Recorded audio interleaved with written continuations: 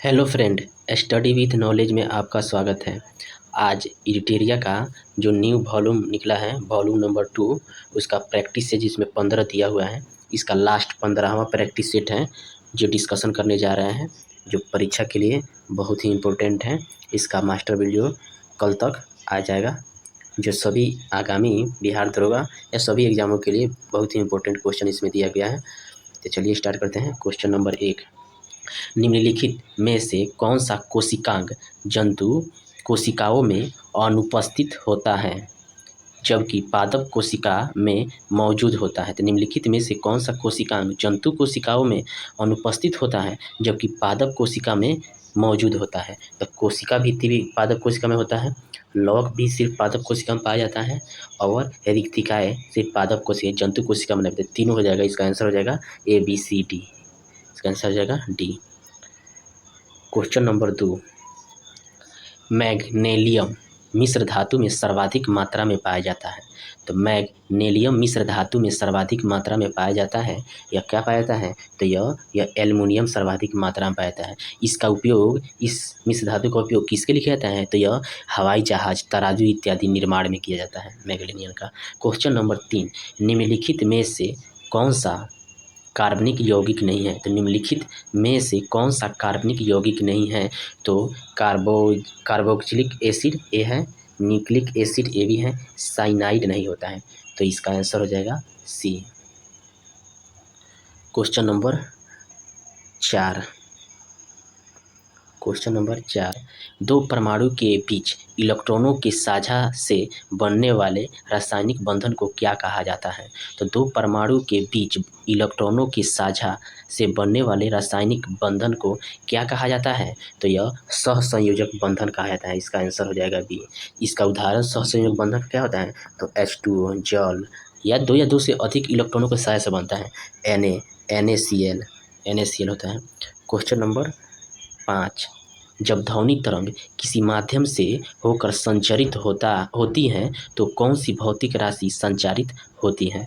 जब ध्वनि तरंग किसी माध्यम से होकर संचरित होती है तो कौन सी भौतिक राशि संचारित होती है? तो कौन सी भौतिक राशि? तो यह सिर्फ केवल ऊर्जा संचारित होती है, सिर्फ ऊर्जा ही संचारित होती है, और कोई द्रव्यमान ऊर्जा कोई नहीं होता है। तो इसका आंसर हो जाएगा A हो जाएगा।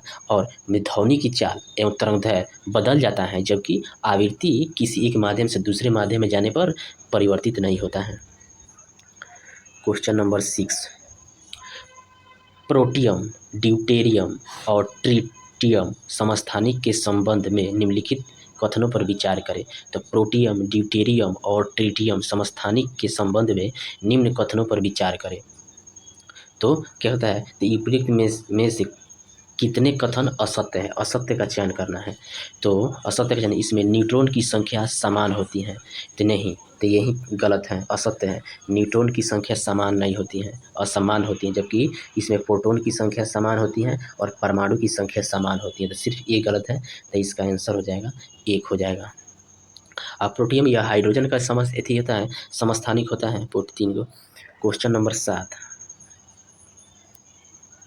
गैसों के प्रसार के संदर्भ में निम्नलिखित कथनों में से कौन सा कथन सही नहीं है? तो गैसों के प्रसार के संदर्भ में निम्नलिखित कथनों में से कौन सा कथन सही नहीं है? सही नहीं को चुनना है। तो गैस के अणुओं की गतिज ऊर्जा गैस के परम ताप के विरुद्ध कर्मानुपाती होता है, तो यही गलत है। विरुद्ध कर्मानुपाती नहीं होता है, यह समानुपाती होता है, तो यही गलत है। जबकि गैस के अणुओं की स्थिर ऊर्जा शून्य होती है, सही है। गैसीय अणुओं का वास्तविक आयतन गैस के संपूर्ण आयतन का समतुल्य के नगण्य होता है, ये भी सही। तो इसका आंसर हो जाएगा सिर्फ 1, यही सही नहीं है। क्वेश्चन नंबर 8, भारी पानी में साधारण साबुन काम नहीं कर सकता क्योंकि भारी पानी में साधारण साबुन काम नहीं कर सकता क्योंकि Ca कैल्शियम +2 और मैग्नीशियम +2 आयनों के साथ अवक्षेपण की रचना होती है। तो यही होगा इसका इसका A आंसर होगा, क्योंकि भारी पानी तो एक कठोर होता है, इसमें कैल्शियम मैग्नीशियम के साबुन को प्रक्रिया अवक्षेपण प्रदान करता है, और परिणाम स्वरूप जो होता है ना, कपड़े अच्छी तरह से साफ नहीं होते हैं। क्वेश्चन नंबर 9, आधुनिक आवर्त सारणी के अनुसार आवर्त में जब हम बाईं से दाईं ओर जाते हैं तब संयोजकता कोष के इलेक्ट्रॉन की संख्या एक इकाई से डैश हो जाती है। क्या होता है, जब आवर्त सारणी में बाएं से दाएं जाते हैं तो संयोजकता कोष में इलेक्ट्रॉन की संख्या एक से बढ़ जाती है। इसका आंसर हो जाएगा ए। और आवर्त सारणी में आवर्तों की संख्या कितना होता है, तो 7 होता है, जबकि वर्ग की संख्या 18 है। और आधुनिक आवर्त सारणी किसने दिया था, तो आधुनिक आवर्त सारणी मोसले ने दिया था। क्वेश्चन नंबर 10, आपतित किरण और परावर्तित किरण के बीच के कोण दो समान कोणों में डैश विभाजित करती हैं। आपतित किरण और परावर्तित किरण के बीच के कोणों दो समान कोणों में डैश विभाजित करते हैं। कौन विभाजित करता है, तो यह अभिलंब रेखा विभाजित करता है, यह आपतित किरण और परावर्तित किरण को। क्वेश्चन नंबर 11, गोलाकार दर्पण की वक्रता की त्रिज्या फोकस दूरी के डैश होती है। तो गोलाकार दर्पण की वक्रता की त्रिज्या फोकस दूरी के डैश होती है, क्या होती है, तो यह दुगुनी होती है। इसका आंसर हो जाएगा बी। क्वेश्चन नंबर 12, प्रकाश संश्लेषण के कुल डैश का केवल 1% सभी हरे पौधे द्वारा अवशोषित होता है। तो प्रकाश संश्लेषण के कुल डैश का केवल 1% सभी हरे पौधे द्वारा अवशोषित होता है। तो ये कहते हैं सौर विकिरण 1% अवशोषित करता है पौधे। इसका आंसर हो जाएगा ए। इसी के द्वारा अपना ये भोजन तैयार करते हैं। और सबसे अधिक प्रकाश संश्लेषण किस में होता है, तो लाल में होता है, और सबसे कम तो बैगनी में होता है सबसे कम प्रकाश संश्लेषण। और प्रकाश संश्लेषण के दौरान प्रकाशीय ऊर्जा को रासायनिक ऊर्जा में बदलता है। क्वेश्चन नंबर 13, उस कथन को पहचाने जो बायोडिग्रेडेबल उत्पादों के लिए गलत है। तो उस कथन को पहचाने जो बायोडिग्रेडेबल उत्पादों के लिए गलत है। तो सूक्ष्मजीवों की गतिविधि के कारण तेजी से विघटित होते हैं, तो सही है। मानवीय प्रक्रियाओं के द्वारा उनका पुनः उपयोग हो सकता या उनके रिसाइकिल किया जाता है, तो ये गलत है, पुनः रिसाइकिल नहीं किया जा सकता है, तो यही क्वेश्चन गलत है। इसका आंसर हो जाएगा बी। जबकि सामान्य रूप से पर्यावरण अनुकूल उत्पादों के लिए संबंधित है, ये सही है। अब बायोडिग्रेडेबल पदार्थ के विघटन में जैविक और अजैविक दोनों घटक शामिल होते हैं। बायोडिग्रेडेबल में जैविक और अजैविक दोनों होता है। क्वेश्चन नंबर 14, किसी इलेक्ट्रिक सर्किट में आभासी शक्ति के लिए प्रयुक्त होने वाला इकाई। तो किसी इलेक्ट्रिक सर्किट में आभासी शक्ति के लिए प्रयुक्त होने वाला इकाई क्या होता है, तो वोल्ट एम्पियर होता है। इसका आंसर हो जाएगा बी। शक्ति का मात्रक जूल पर सेकेंड होता है, पूछते थे। क्वेश्चन नंबर 15,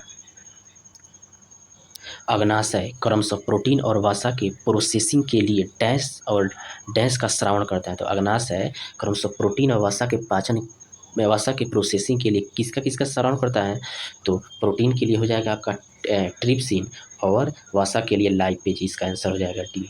अग्नाशय क्या होता है, यह एक मिश्रित ग्रंथि है। यह मानव शरीर की दूसरी सबसे बड़ी ग्रंथि है, जबकि पहली तो यकृत होता है, दूसरी अग्नाशय होता है। क्वेश्चन नंबर 16, हाइड्रा और खमीर डैश द्वारा प्रजनन करने में सक्षम है। तो हाइड्रा और खमीर डैश के द्वारा प्रजनन करने में सक्षम है, तो यह मुकुलन के द्वारा प्रजनन करने में सक्षम होता है, या इसे छोटा पौधा भी कहते हैं। इसके अलैंगिक जन्म के द्वारा ही करते हैं हाइड्रा और खमीर। क्वेश्चन नंबर 17, चालक का प्रतिरोध के संबंध में निम्न कौन सा कथन गलत है। तो चालक के प्रतिरोध के संबंध में कौन सा कथन गलत है, तो चालक का प्रतिरोध लंबाई के अनुक्रमानुपाती होता है, तो यह गलत है, यही गलत है। चालक का प्रतिरोध समय सीधे समानुपाती होता है, अनुक्रमानुपाती नहीं होता है। इसका आंसर हो जाएगा ए। चालक का प्रतिरोध उसके अनुप्रस्थ काट के क्षेत्रफल के व्युत्क्रमानुपाती है, ये भी सही है। और धातुओं का प्रतिरोध ताप में वृद्धि के साथ बढ़ता है, सही है। और चालक का ताप बढ़ने पर प्रतिरोध घटता है, जब ताप बढ़ेगा और चालक का तो प्रतिरोध घटेगा। क्वेश्चन नंबर 18, बायोगैस विशेष रूप से उन विभिन्न गैसों के मिश्रण को दर्शाता है जो डैश की उपस्थिति में कार्बनिक पदार्थों के विभाजन में पैदा होता है। तो बायोगैस विशेष रूप से उन विभिन्न गैसों के मिश्रण को दर्शाता है जो डैश की अनुपस्थिति में कार्बनिक पदार्थ के विभाजन में से पैदा होता है। तो किसकी अनुपस्थिति में, तो यह ऑक्सीजन की अनुपस्थिति में होता है, कार्बनिक पदार्थों का विभाजन करता है। और biogas methane, carbon dioxide, nitrogen, hydrogen sulphide और होते हैं। क्वेश्चन नंबर 19, हेमोग्लोबिन एक प्रोटीन है, निम्न में से कौन सा विकल्प इसके संबंध में सही है। तो हेमोग्लोबिन एक प्रोटीन है, निम्नलिखित में से कौन सा विकल्प इसमें से सही है।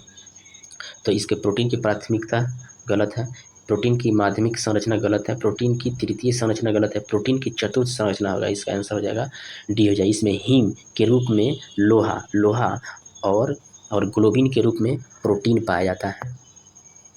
हिम के रूप में लोहा और ग्लोबिन के रूप में प्रोटीन।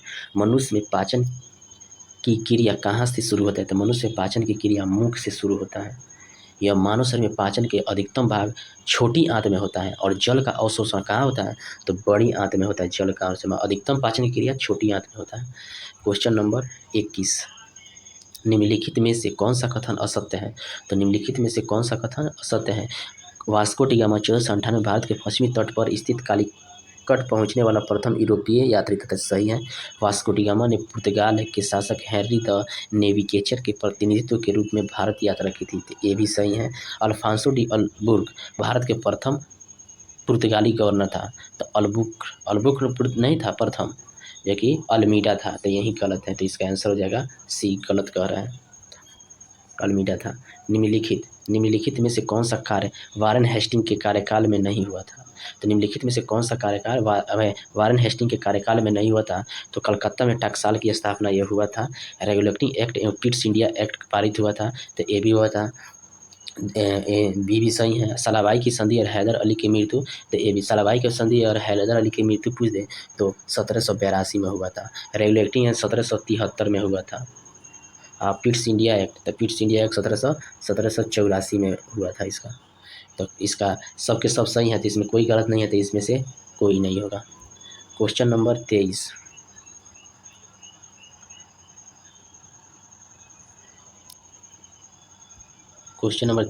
निम्नलिखित में से कौन सा कथन श्वेत विद्रोह के संदर्भ में सही है? तो निम्नलिखित में से कौन सा कथन श्वेत विद्रोह के संबंध में सही है? तो श्वेत विद्रोह मुंगेर एवं इलाहाबाद में रहने वाले श्वेत अधिकारियों द्वारा सैनिकों को प्राप्त होने वाले दोहरा या भत्ता बंद करने के विरोध में सही है। दोहरा भत्ता बंद करने का निर्णय 1773 में कोर्ट ऑफ डायरेक्टर्स ने किया था। इसे क्लाइव द्वारा लागू किया था, तो भी सही था। 1, 2 दोनों सही है, तो इसका आंसर हो जाएगा C. Question number 24, martyr Durand आयोग द्वारा 1893 में भारत एवं अफगानिस्तान के बीच सीमा का निर्धारण डुरंड रेखा किस वायसराय के समय किया गया था? तो मार्टिन डुरंड 1893 में भारत और अफगानिस्तान के बीच डुरंड रेखा का निर्धारण किस वायसराय के कार्यकाल में था? लॉर्ड लैंसडाउन के समय में हुआ था। इसका आंसर हो जाएगा ए। और भारतीय परिषद की स्थापना अधिनियम 1892 में भारत ने प्रत्यक्ष निर्वाचन सिद्धांत को आरंभ किया था। प्रत्यक्ष निर्वाचन पूछते हुए 1892 में किया गया था, लैंसडाउन के समय में डुरंड रेखा। क्वेश्चन नंबर 25, निम्नलिखित में से किसका लेखन सैयद अहमद खान ने नहीं किया था? तो निम्नलिखित में से कौन सा लेखन सैयद अहमद खान ने नहीं किया था? तो तहजीब उल अखलाल किया था। इंडियन मुसलमान ए नहीं किया था। असबाब ए बगावत ए हिंद ए किया था, तो इसका आंसर हो जाएगा बी। जबकि इंडियन मुसलमान किसने लिखा था? तो यह W हंटर ने लिखा था। W हंटर ने लिखा था इंडियन मुसलमान। Question number 26, Bombay hand mill association की स्थापना किसके द्वारा की गई थी? तो बॉम्बे हैंड मिल एसोसिएशन की स्थापना किसके द्वारा किया गया था? तो नारायण मेघाजी लोखंडे के द्वारा किया गया था। इसका आंसर हो जाएगा बी। इसकी स्थापना कब हुआ था? तो 1890 में किया गया था। क्वेश्चन नंबर 27, सन्यासी विद्रोह का मुख्य कारण क्या था? सन्यासी विद्रोह का मुख्य कारण अकाल में भू राजस्व वसूली, सही है। तीर्थ यात्रा पर प्रतिबंध, सही है। जमींदारी प्रथा का विरोध, ये भी सही है। तो इसमें तीनों सही है, इसका आंसर हो जाएगा डी हो जाएगा। क्वेश्चन नंबर 28, देवराय द्वितीय को निम्न में से कौन सी उपाधि प्राप्त थी? देवराय द्वितीय को निम्न में से कौन सी उपाधि प्राप्त थी? तो इमांडी देवराय ये उपाधि मिला था, प्रौढ़ देवराय ये भी मिला था, और जगबेटकर ये भी मिला था, यानी कि तीनों के तीनों इसे मिला था। इसमें से सब हो जाएगा। और इसी के शासनकाल में, देवराय द्वितीय के शासनकाल में ईरानी यात्री अब्दुल रजाक विजयनगर आया था। अब्दुल रजाक। क्वेश्चन नंबर 29, हुमायूं द्वारा लड़े गए निम्नलिखित युद्धों में सबसे बाद में कौन सा युद्ध लड़ा गया? तो हुमायूं द्वारा लड़े गए निम्नलिखित युद्धों में सबसे बाद में कौन सा लड़ा गया था? तो सबसे बाद में लड़ा गया था कन्नौज का युद्ध। कन्नौज का युद्ध कब हुआ था? तो कन्नौज का युद्ध हुआ था 1540 में शेर शाह हुमायूं के बीच। देवरा का युद्ध कब हुआ था? तो 1531 में। चौसा का 1539 में हुआ था। क्वेश्चन नंबर 30, भारतीय शिक्षा के संदर्भ में निम्नलिखित पर विचार करें। तो भारतीय शिक्षा के संदर्भ में निम्नलिखित पर विचार करें। तो वुड डिस्पैच, इसका गठन 1854 में हुआ था। एडम की रिपोर्ट कब हुआ था? तो 1835 में हुआ था, 1835 1935 में हुआ था। कोलकाता का हिंदू कॉलेज तो 1817 में, और कोलकाता हिंदू कॉलेज है, कोलकाता विश्वविद्यालय पूछे तो ये थी 1857 में हुआ था। कोलकाता विश्वविद्यालय है ये। हिंदू कॉलेज 2824 में हुआ था। तो क्या कह रहा है इसमें से कलाक्रम व्यवस्थित करें, तो कलाक्रम पहले आ जाएगा हिंदू कॉलेज। तो हिंदू कॉलेज का हुआ था तो 1824 में इसका हुआ था। तो पहले 4 आएगा, उसके बाद 3 आएगा, 3 1935, उसके बाद 1 54, उसके बाद 1857 में हिंदू कॉलेज। तो इसका आंसर हो जाएगा बी। Question number 31। केसरी और मराठा पत्रिकाएं क्रमशः किस भाषा में लिखी गई? तो केसरी और मराठा पत्रिकाएं क्रमशः किस भाषा में लिखी गई? तो यह भाषा था मराठी में केसरी और अंग्रेजी में मराठा। इसका आंसर हो जाएगा बी।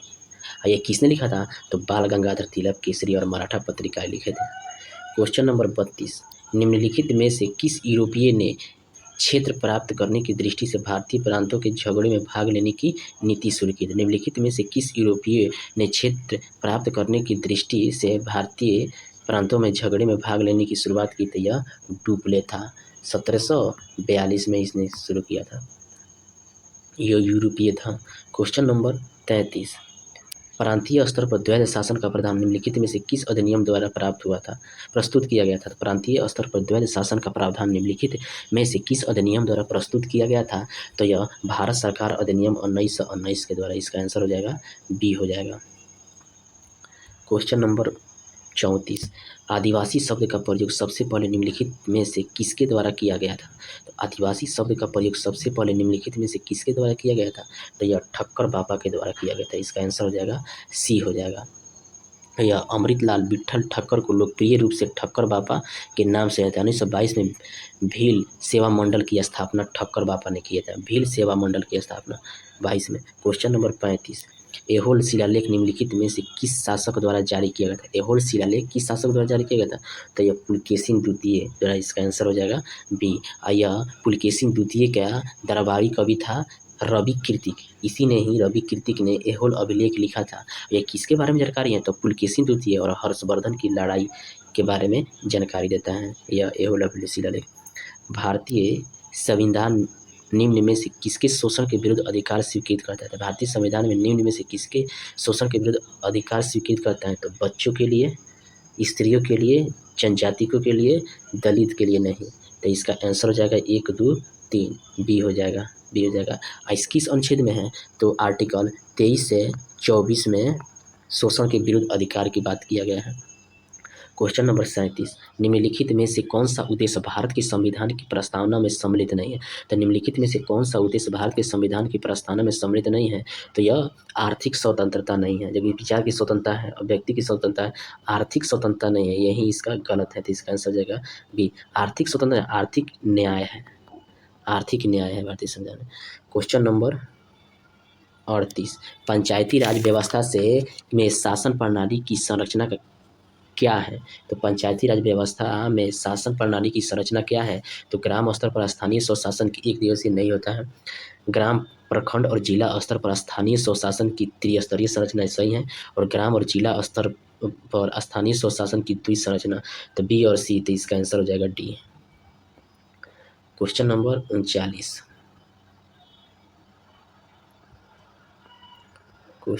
39। सूची 1 को सूची 2 में सम्मिलित करना है। तो सूची 1 को सूची 2 में सम्मिलित नहीं कहता है। सूची 1 को सूची 2 में मिलाई अनुसूचियों में दिए गए कूट की सहायता से सही उत्तर का चयन करें। तो सूची 1 को सूची 2 में मिलाना है। तो ग्राम पंचायत का गठन, तो यह हुआ था अनुच्छेद 40 में। समान नागरिक संहिता अनुच्छेद 44 में। कृषि एवं पशुपालन आर्टिकल 48 में। और न्यायिक और कार्यपालिका का पृथकीकरण और आर्टिकल 50 में किया गया। ये सब नीति निर्देशक तत्व में आते हैं। तो 1 के 4 इसका आंसर हो जाएगा सी हो जाएगा। Question number 40। भारतीय संविधान में किस देश के संविधान से उच्चतम न्यायालय तथा उच्च न्यायालय के न्यायाधीशों को हटाए जाने के उपबंध को शामिल किया गया है? तो भारतीय संविधान में उच्चतम न्यायालय और उच्च न्यायालय के न्यायाधीश को हटाने का उपबंध शामिल किया गया है। तो किस देश के संविधान से? तो ये अमेरिका के संविधान से। इसका आंसर हो जाएगा बी। क्वेश्चन नंबर, मौलिक अधिकार भी यहीं से लिया गया है। न्यायिक पुनर्विचार यूएसए से ही लिया गया है। राष्ट्रपति पर महाभियोग ये भी यूएसए से ही लिया गया है। आर्टिकल 41 1946 में गठित अंतरिम सरकार में कार्यपालिका परिषद के उपसभापति हैं। तो 1946 में गठित अंतरिम सरकार में कार्यपालिका परिषद के उपसभापति थे तो ये जवाहरलाल नेहरू थे। इसका आंसर हो जाएगा है। कार्यपालिका समिति के सभापति कौन था? तो उस समय के वायसराय थे सभापति। क्वेश्चन नंबर 42, सर्वोच्च न्यायालय अपने मूल क्षेत्राधिकार के अंतर्गत किन विषयों की सुनवाई करता है? तो सर्वोच्च न्यायालय अपने मूल क्षेत्राधिकार के अंतर्गत किस विषय की सुनवाई करते हैं? तो ऐसे विवाद जिसमें एक तरफ भारत सरकार हो तथा दूसरी तरफ या उपयुक्त में से एक से अधिक राज्य होते हैं। इसका आंसर हो जाएगा, यही सही है। इसका आंसर हो जाएगा सी। या किस आर्टिकल में मूल क्षेत्राधिकार सर्वोच्च न्यायालय में था? आर्टिकल 131 में यह प्रावधान किया गया है।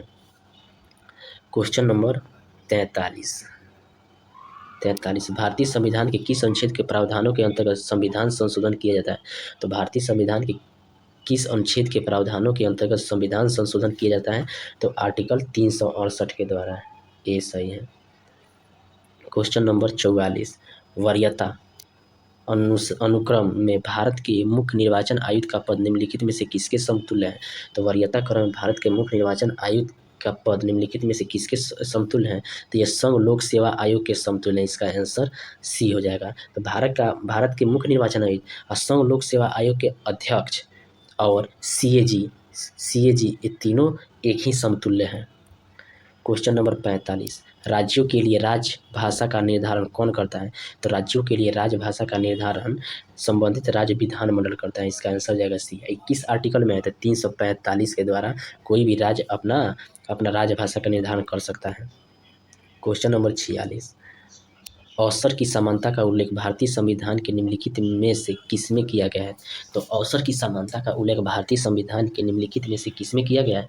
तो मूल अधिकार और प्रस्तावना में किया गया। मूल अधिकार में आर्टिकल 16 में किया गया है। अवसर की समानता और प्रस्तावना में किया गया है। क्वेश्चन नंबर 47, लोकसभा अथवा विधानसभा के निर्वाचन में किसी उम्मीदवार की जमानत राशि जब्त कर ली जाती है। लोकसभा और विधानसभा के निर्वाचन में किसी उम्मीदवार की जमानत राशि जब्त कर ली जाती है, उसे कुल वैध मतों का 1/6 भाग प्राप्त नहीं होता है। तो इसका आंसर हो जाएगा सी। क्वेश्चन नंबर 48, निर्वाचन आयुक्त को हटाया जा सकता है। तो निर्वाचन आयुक्त को हटाया जा सकता है तो मुख्य निर्वाचन आयुक्त के सलाह पर राष्ट्रपति के द्वारा हटाया जा सकता है। इसका आंसर हो जाएगा डी। क्वेश्चन नंबर 49, निर्वाचन आयोग के संदर्भ में निम्नलिखित में से कौन सा कथन सत्य है? निर्वाचन आयोग के संदर्भ में निम्नलिखित में से एक कौन सा कथन सत्य है?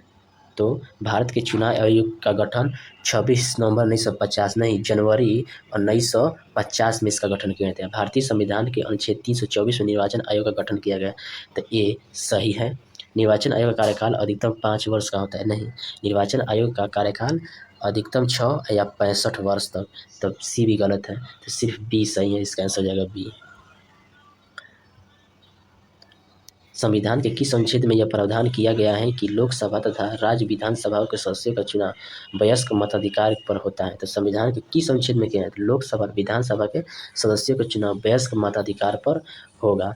तो आर्टिकल 300 किसमें? आर्टिकल 326 में कहा गया। इसका आंसर हो जाएगा ए। क्वेश्चन नंबर 51, भारत में गरीबी रेखा के नीचे तेंदुलकर समिति के अनुसार रहने वाले लोगों का प्रतिशत है। भारत में गरीबी रेखा के नीचे तेंदुलकर समिति के अनुसार रहने वाले लोगों का प्रतिशत है 22%। इसका आंसर हो जाएगा। तेंदुलकर समिति गठन कब हुआ था? तो 2009 में हुआ था। इन्होंने रिपोर्ट प्रकाशित की शहरी क्षेत्र में प्रति माह 1000 रुपया और ग्रामीण क्षेत्र में 816 रुपया प्रति माह निर्धारित किया गया था गरीब रेखा का। क्वेश्चन नंबर 52, निम्नलिखित में से किस बेरोजगारी के अंतर्गत किसी कार्य को करने के लिए उसमें आवश्यकता से अधिक श्रमिक लगे होते हैं? इसमें अतिरिक्त श्रमिकों को कार्य से हटा देने के पश्चात भी उत्पादकता में कोई कमी नहीं होती है। तो मैंने किस अंतर्गत आता है? तो प्रच्छन्न बेरोजगारी में अधिक जरूरत से ज़्यादा कर्मचारी उसमें कार्य करते हैं, उसमें से कुछ हटा देवे तो कोई फर्क नहीं पड़ेगा, उत्पादन उतना ही होगा। क्वेश्चन नंबर 53, प्रधानमंत्री ग्रामोदय योजना का उद्देश्य है। तो प्रधानमंत्री ग्रामोदय योजना का उद्देश्य है ग्रामीण आवश्यकताओं की पूर्ति, जैसे कि प्राथमिक शिक्षा, स्वास्थ्य, रक्षण, पेयजल, आवास और ग्रामीण सड़कें। तो ये सही है, ये सही है, यही सही है इसका। क्वेश्चन नंबर 54, सार्वजनिक वितरण प्रणाली के संदर्भ में निम्नलिखित कथनों पर विचार कीजिए। सार्वजनिक वितरण प्रणाली के संदर्भ में निम्नलिखित कथनों पर विचार कीजिए। तो सरकार इसके माध्यम से समाज के गरीब वर्गों के खाद्यान्न का वितरण करती है, तो यह सही है। इसके अंतर्गत खाद्यान्न बाजार की कीमत से कम कीमत पर लोगों को बेचा जाता है, तो ये भी सही है। इसके अंतर्गत कोई व्यक्ति निकटवर्ती राशन की दुकान से खाद्य खरीद सकता है, तो एक गलत है। तो इसमें क्या करते हैं, उपयुक्त कथन में से कौन सा कथन कथन सत्य नहीं है? तो 3 ही सत्य नहीं है, क्योंकि निकटवर्ती नहीं है। कुछ खास राशन की दुकान सरकार तय करती है, उसी से व्यक्ति खरीद सकते हैं, 3 गलत है। तो इसका आंसर हो जाएगा सी। क्वेश्चन नंबर 55, राष्ट्रीय खाद्य सुरक्षा अधिनियम के संदर्भ में निम्नलिखित कथनों पर विचार करें। राष्ट्रीय खाद्य सुरक्षा अधिनियम के संदर्भ में निम्नलिखित कथनों पर विचार करें। तो इसे खाद्य एवं पोषण संबंधी सुरक्षा सस्ती कीमत पर उपलब्ध कराने हेतु वर्ष 2013 के अधिनियमित किया गया, तो ये सही है। इस अधिनियम के अंतर्गत 75% ग्रामीण सड़कों एवं 50% शहरी जनसंख्या के योग्य परिवार में वर्गीकृत किया गया, ये भी सही है। तो उपरोक्त कथन में से कौन सा कथन असत्य है? असत्य दोनों सही हैं, तो इसमें से कोई नहीं, इसका आंसर हो जाएगा D. Question number 56, question number 56, Bharat की पहली स्वदेशी परमाणु पनडुब्बी का परीक्षण किया गया जिसका नाम है, तो भारत की पहली स्वदेशी परमाणु पनडुब्बी का परीक्षण किया गया जिसका नाम है INS अरिहंत, या अक्टूबर 2022 में इसको शामिल किया गया। क्वेश्चन नंबर 57, ब्रह्मकुंड बिहार में कहाँ स्थित है? तो ब्रह्मकुंड बिहार के राजगीर में पाया जाता है। यह गर्म जल कुंड होता है। अब राजगीर में सूर्य कुंड, नानक कुंड और सप्तधारा ये कुंड पाया जाता है। क्वेश्चन नंबर 58, बिहार औद्योगिक क्षेत्र विकास प्राधिकरण की स्थापना कब की गई थी? बिहार औद्योगिक क्षेत्र विकास प्राधिकरण की स्थापना कब की गई थी? तो 1974 में इसकी स्थापना किया गया था। क्वेश्चन नंबर 59, हरित क्रांति के प्रावधानों के संदर्भ में निम्नलिखित कथनों पर विचार करें। तो हरित क्रांति के प्रावधानों के संबंध निम्नलिखित में से कौन विचार करे? तो खाद्यान्नों की कीमत में उपयोग की अन्य तुलना की अपेक्षा वृद्धि होती है, तो नहीं होती है, एक गलत है। भारत अपनी खाद्यान्न संबंधी आवश्यकताओं की पूर्ति के लिए अमेरिका के अथवा अन्य देशों पर निर्भर नहीं करते थे, खुद निर्भर रहते हैं, तो ये सही है। और इसका अधिकांश लाभ बड़े किसानों की तुलना में छोटे किसानों को, ये भी गलत है। तो क्या कह रहे हैं सच में, प्रौद्योगिकी अपनाने वाले छोटे किसानों की सरकार द्वारा ऋण दिया गया और उर्वरकों को आर्थिक सहायता, ये भी सही है। उपरोक्त कथन में से सत्य नहीं है, तो 1 और 3 यह सत्य नहीं था, इसका आंसर हो जाएगा सी। क्वेश्चन नंबर 60, पारिस्थितिकी तंत्र में एक स्तर से दूसरे स्तर पर औसत ऊर्जा का स्थानांतरण होता है। तो पारिस्थितिकी तंत्र में एक स्तर से दूसरे स्तर पर औसत ऊर्जा का स्थानांतरण होता है 10%। यह किसने दिया था? तो लिंडमैन ने दिया था। क्वेश्चन नंबर 61, राष्ट्रीय डेयरी अनुसंधान संस्थान करनाल द्वारा देसी नस्ल गिर से भारत की पहली क्लोन मादा बछड़ी को तैयार किया गया, इसका क्या नाम रखा गया? तो पहला क्लोन तैयार किया, इसका नाम क्या था? तो इसका नाम गंगा था। क्वेश्चन नंबर 62, भारत की पहली महिला वैज्ञानिक जिन्हें international union of pure and applied chemistry award 2023 से सम्मानित किया है। तो भारत की पहली महिला वैज्ञानिक जिन्हें IUPAC का अवार्ड 2023 सम्मानित किया गया है, तो जया तिरमई मोहंती को मिला है, इसका आंसर हो जाएगा ए। क्वेश्चन नंबर 63, संतोष ट्रॉफी राष्ट्रीय फुटबॉल चैंपियनशिप 76वां खिताब निम्नलिखित में से किस राज्य की टीम ने जीता है? तो संतोष ट्रॉफी फुटबॉल 76वां किस राज्य की टीम ने जीता है? तो कर्नाटक ने। जबकि उप विजेता कौन था? तो ये मेघालय था, इसका आंसर जगह बी। क्वेश्चन नंबर 64, देश का पहला उच्च न्यायालय कौन है जिसने अपना निर्णय क्षेत्रीय भाषा में प्रकाशित किया? तो देश का पहला उच्च न्यायालय कौन है जिसने अपना निर्णय क्षेत्रीय भाषा में प्रकाशित किया? तो यह केरल उच्च न्यायालय है, इसने मलयालम भाषा में निर्णय लिया, प्रकाशन किया। क्वेश्चन नंबर 65, हाल ही में चर्चा में रहा जोशीमठ क्षेत्र निम्नलिखित में से किस राज्य से संबंधित है? तो जोशीमठ किस राज्य से संबंधित है? तो यह उत्तराखंड राज्य में स्थित है जोशीमठ। क्वेश्चन नंबर 66, निम्नलिखित में से किस राज्य में जानवरों के लिए भारत की पहली in vitro fertilization mobile unit का उद्घाटन किया? तो निम्नलिखित में से किस राज्य में जानवरों के लिए भारत की पहली IVF मोबाइल यूनिट उद्घाटन किया गया? तो यह गुजरात सरकार ने किया। गुजरात, डी, इसका आंसर हो जाएगा D. Question number 67,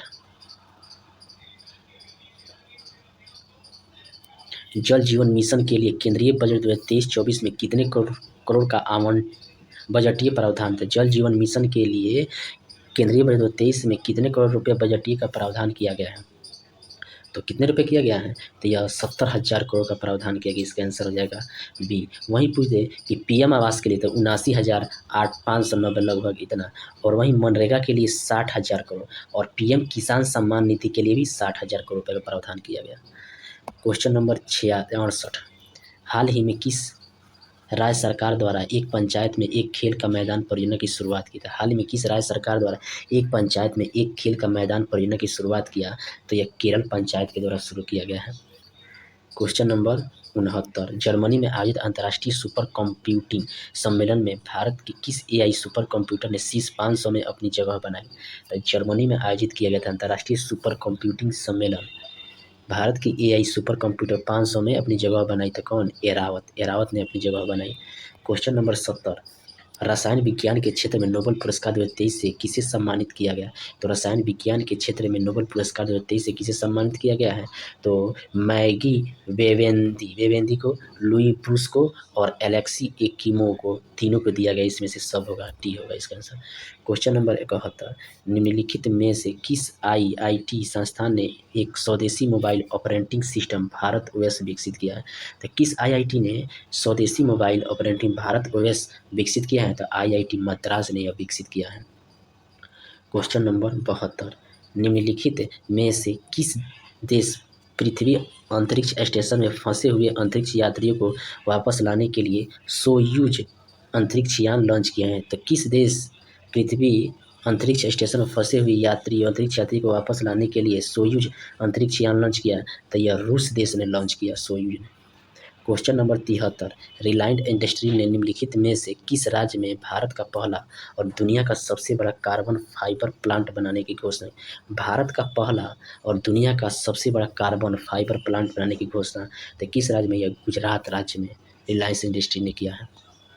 question number 74 का हो जाएगा बजट। वर्ष 22-23 में आयोजित किए गए राष्ट्रीय महोत्सव से संबंधित राज्य की सूची 1 को सूची 2 में मिलाना है।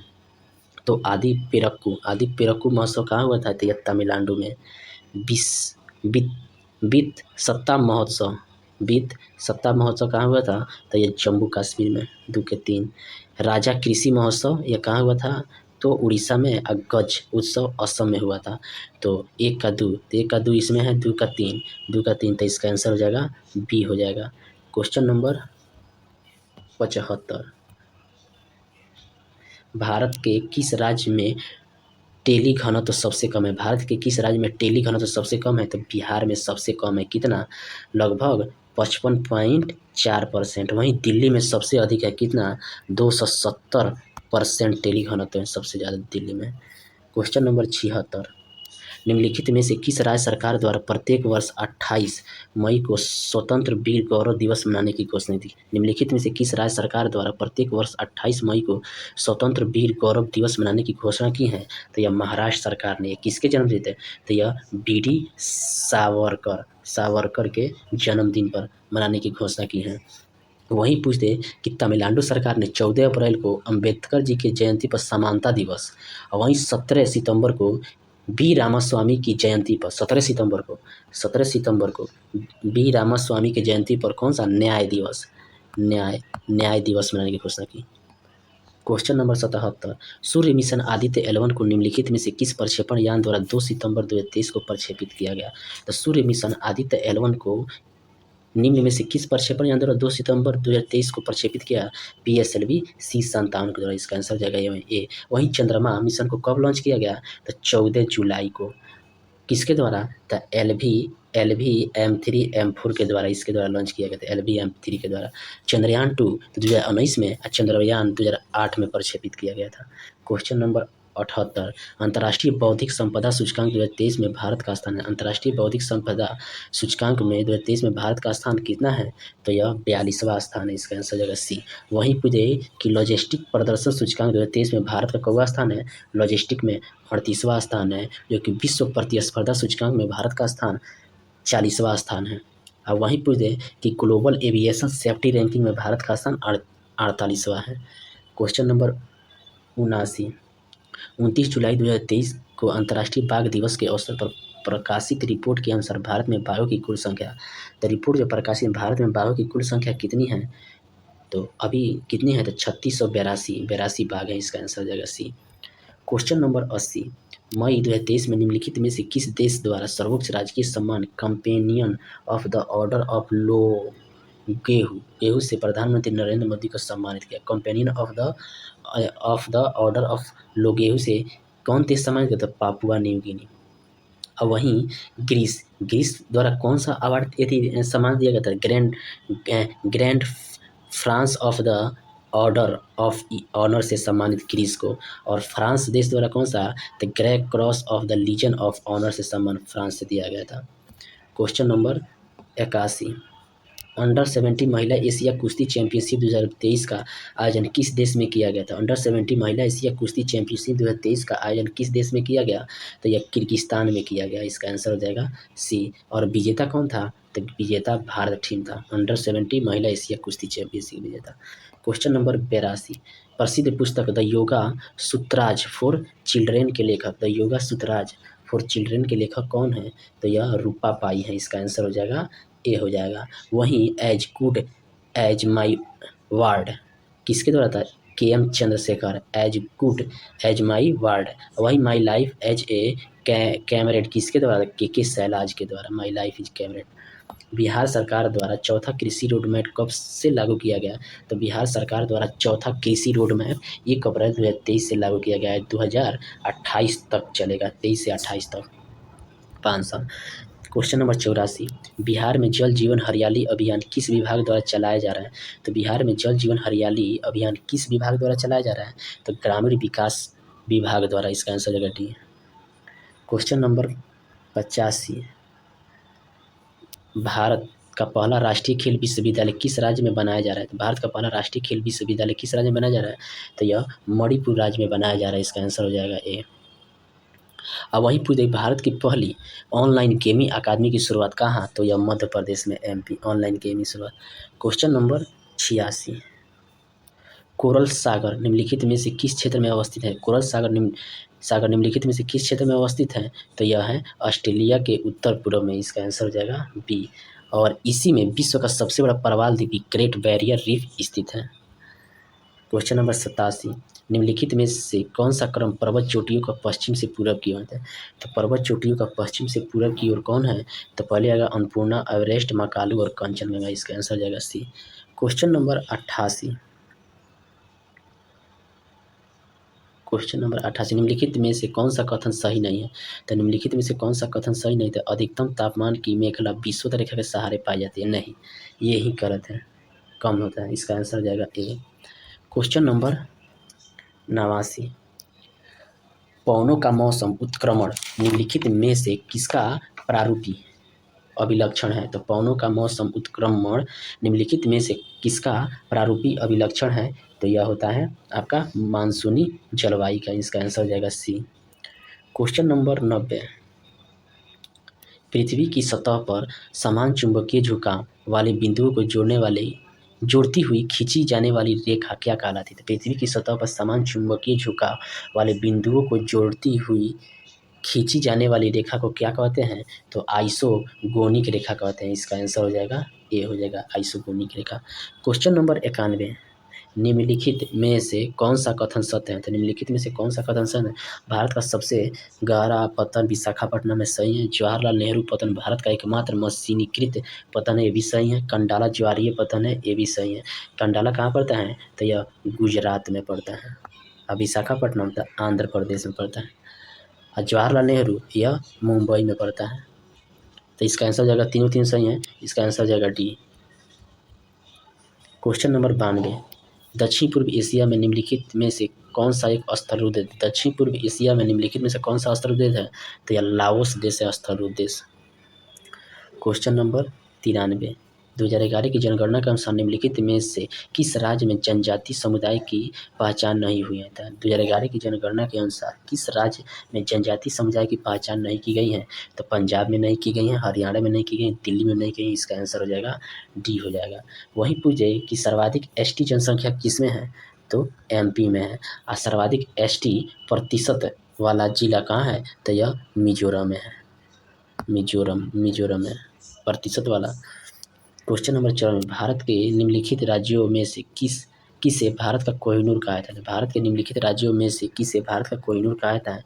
तो यह आंध्र प्रदेश कहा जाता है। इसका आंसर है डी। क्यों? क्योंकि यहाँ पर हीरा का अधिकतम उत्पादन होता है। क्वेश्चन नंबर 95, तो सूची 1 को सूची 2 से मिलाना है। तो युथांग घाटी, तो युथांग घाटी कहाँ है? तो यह सिक्किम में है, सिक्किम में है।